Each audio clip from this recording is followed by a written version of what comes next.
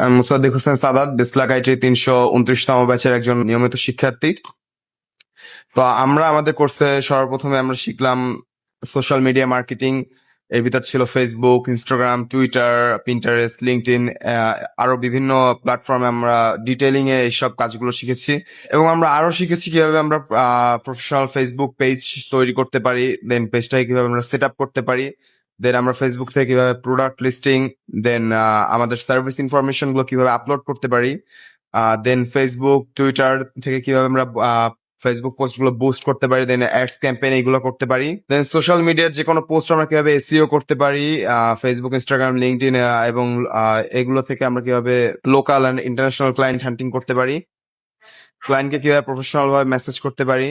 কিভাবে proper email এবং করে ক্লায়েন্টকে রিপ্লাই করতে পারি, এবং ক্লায়েন্টের সাথে কিভাবে সুন্দরভাবে এবং